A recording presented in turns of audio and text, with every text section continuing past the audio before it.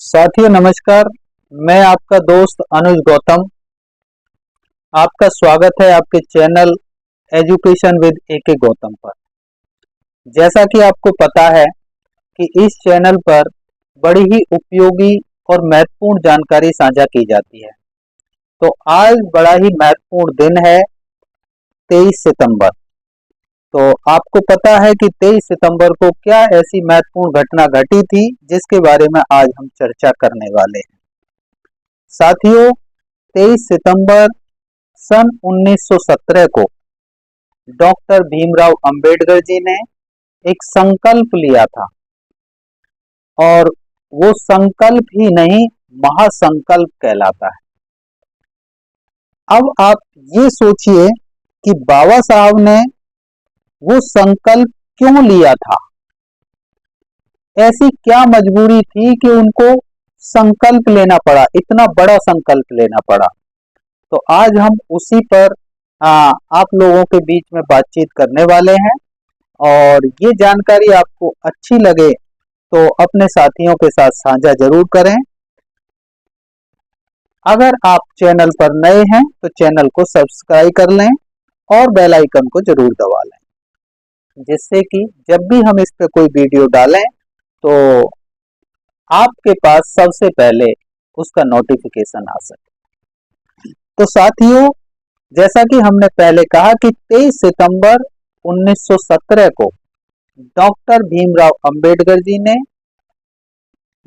गुजरात के बड़ौदा राज्य में यानी बड़ौदा जिले में एक संकल्प लिया था। और वो संकल्प किस लिए लिया था, इसी पर हम बात करने वाले हैं।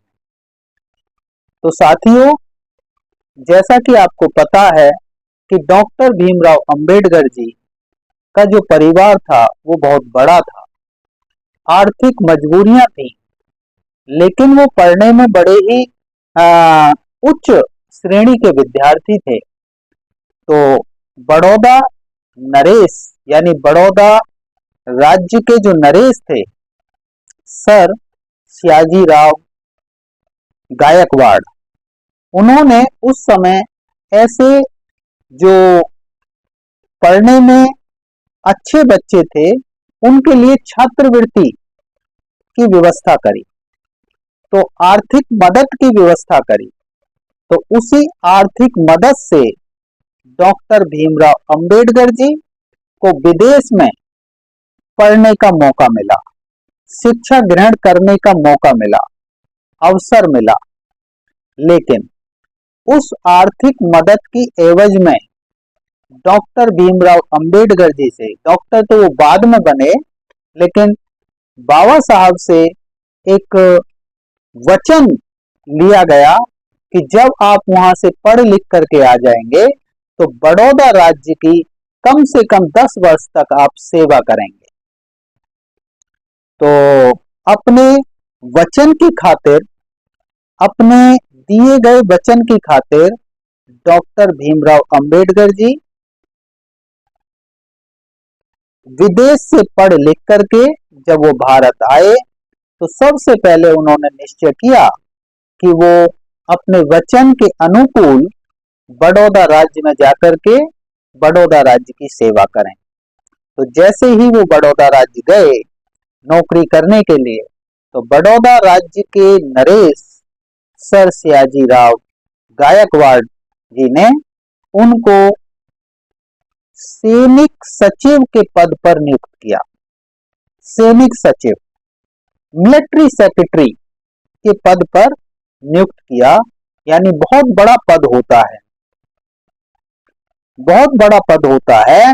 लेकिन उसके बावजूद भी उन्हें वहां पर जातिवादी जो छुआछूत थी, जो भेदभाव था, उसका सामना करना पड़ा। कैसे करना पड़ा? वहां जो चपरासी था, वहां जो चपरासी था वो भी उन्हें फाइल फेंक करके देता था। वहां उन्हें पानी तक पीने के लिए नहीं दिया जाता था, उनके बर्तन को अलग रखा जाता था। यहाँ तक कि उन्हें रहने के लिए वहां पर मकान नहीं मिला। यहाँ तक कि जब वो पारसी एक धर्मशाला में रहने गए, तो जब उनको पता चला कि ये अछूत जाति से हैं, ये नीची जाति से हैं, तो उनको वहां से भी धक्के मार के उनके सामान को बाहर फेंक दिया गया। लेकिन उन्होंने बड़ी ही निवेदन के साथ कुछ घंटे का समय लिया।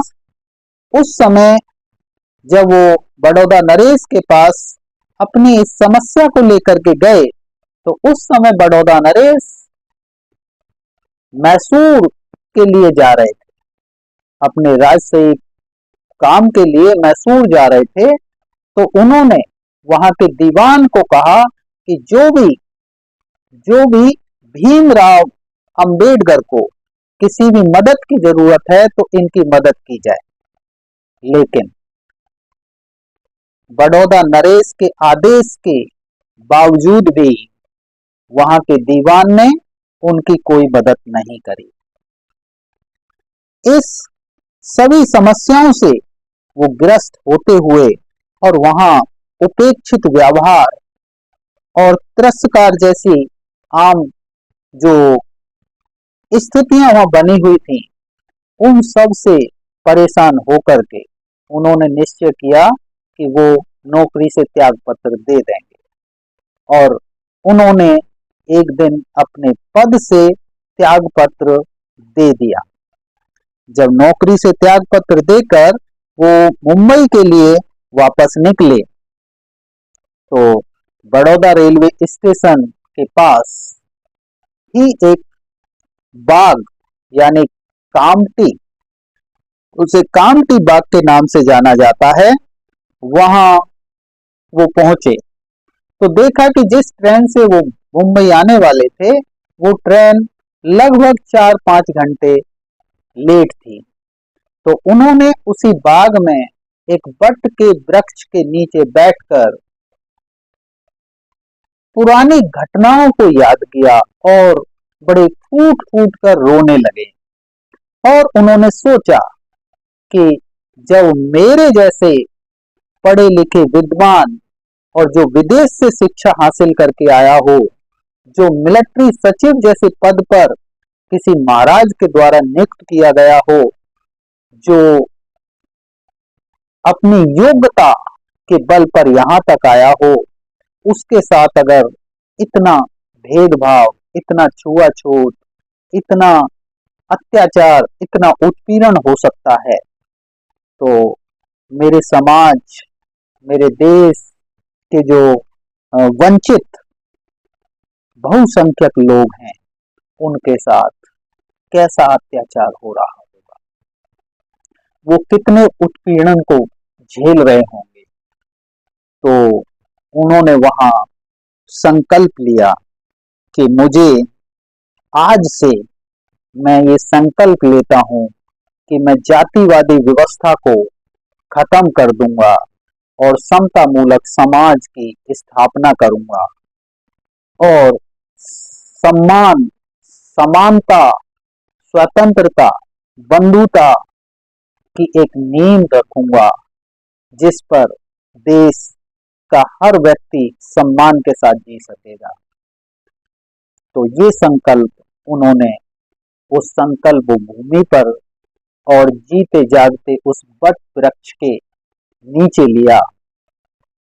तो ये भी उन्होंने कहा अपने संकल्प में कि अगर मैं ऐसा नहीं कर सका तो मैं अपने आप को गोली मार लूंगा। लेकिन साथियों, आपको खुशी होनी चाहिए कि उन्होंने संकल्प के मुताबिक काम करना शुरू किया, जातियों को खत्म करने का काम करना शुरू किया। उन्होंने धर्मों को पढ़ा और देखा कि अगर इस धर्म के अंदर जातिवादी व्यवस्था है, वर्णवादी व्यवस्था है, ऊंच नीचवादी व्यवस्था है, तो ऐसा कौन सा माध्यम है जहां पर समानतावादी व्यवस्था है, जहां पर ऊंच नीच और भेदभाव वाली व्यवस्था नहीं है। तो उन्होंने अपने अंतिम समय में, ये हम कह सकते हैं कि जब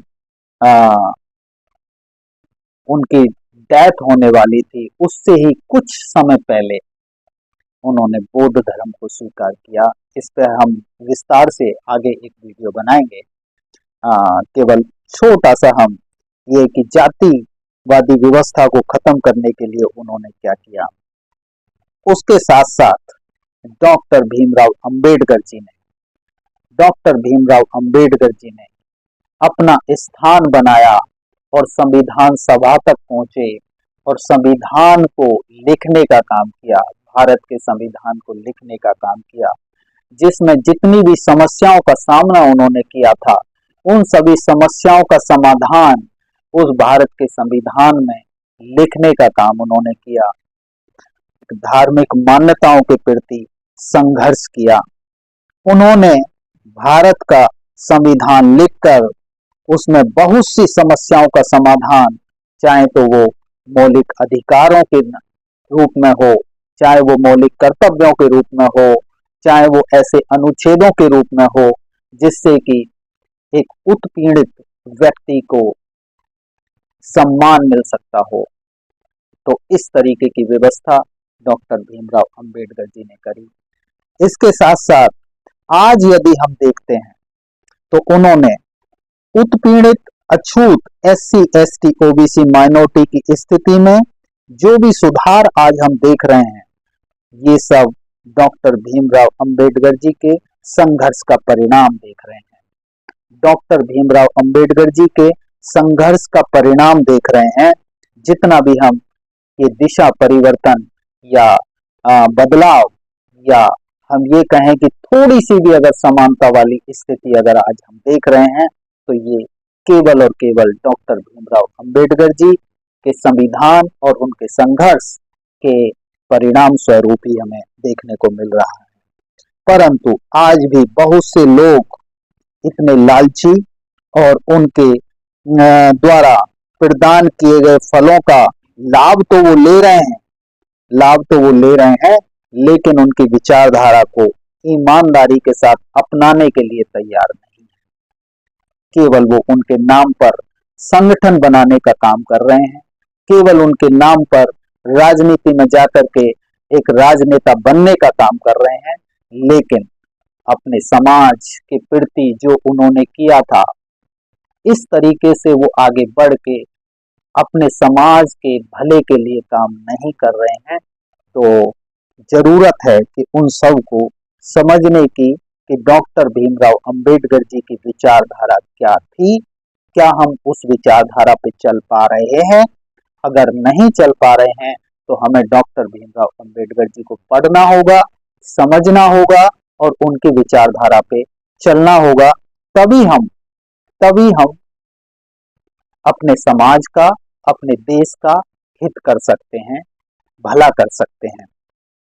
लाभ तो वो ले रहे हैं परंतु उनकी विचारधारा सच्चे मन वाली नहीं है। वो सच्चे मन से डॉक्टर भीमराव अंबेडकर जी की विचारधारा को स्वीकार नहीं कर रहे हैं और उसी का परिणाम आज भी हमारा समाज, बहुसंख्यक लोग भुगत रहे हैं। उन्हें आज भी भुगतना पड़ रहा है। आज भी जरूरत है कि समाज का हर व्यक्ति, देश का, समाज का ही नहीं देश का हर व्यक्ति डॉक्टर भीमराव अंबेडकर जी की विचारधारा को स्वीकार करे, उनकी विचारधारा पर चले और जैसा संकल्प डॉक्टर भीमराव अंबेडकर जी ने लिया था कि समानता और बंधुता और समता मूलक समाज बनाने का, ठीक उसी तरीके का संकल्प आज भी देश के हर व्यक्ति को लेने की आवश्यकता है। तभी हम एक भारत देश को समता मूलक, समानता, बंधुता और संविधान के आधार पर या कानूनी शासन स्थापित कर सकते हैं। अगर कानूनी शासन स्थापित होगा, संविधान पूर्ण रूप से लागू होगा तो मुझे लगता है आप सबको भी लगेगा कि कहीं ना कहीं देश का विकास होगा और हर व्यक्ति को, चाहे वो कितने भी नीचे पायदान पर है, चाहे वो कितने भी ऊपर पायदान पर है, सभी को समानता का दर्जा मिलेगा, सभी को सम्मान मिलेगा, सभी में बंधुतावादी विचारधारा जागृत होगी और इसी के साथ मैं पुनः आज 23 सितंबर 2025 को, जैसा कि लगभग 108 साल हो गए हैं डॉक्टर भीमराव अंबेडकर जी को संकल्प लिए, तो आप सभी से अनुरोध करता हूं कि डॉक्टर भीमराव अंबेडकर जी की विचारधारा पर चल के आज हम संकल्प लें कि हम उनकी सच्ची विचारधारा पर चलें और संगठित होकर के संघर्ष करने का काम करें। जैसा कि उन्होंने कहा था कि शिक्षित बनो, संगठित रहो, संघर्ष करो। तो जितने भी छोटे मोटे संगठन डॉक्टर भीमराव अंबेडकर जी के नाम पर बने हुए हैं, मैं उन सब से अनुरोध करूंगा इस वीडियो के माध्यम से कि वो सभी एक प्लेटफॉर्म पर आकर के संगठित होकर के अपने समाज के बहुसंख्यक और मूल निवासियों को उनके मान और सम्मान दिलाने में सहयोग करें। धन्यवाद।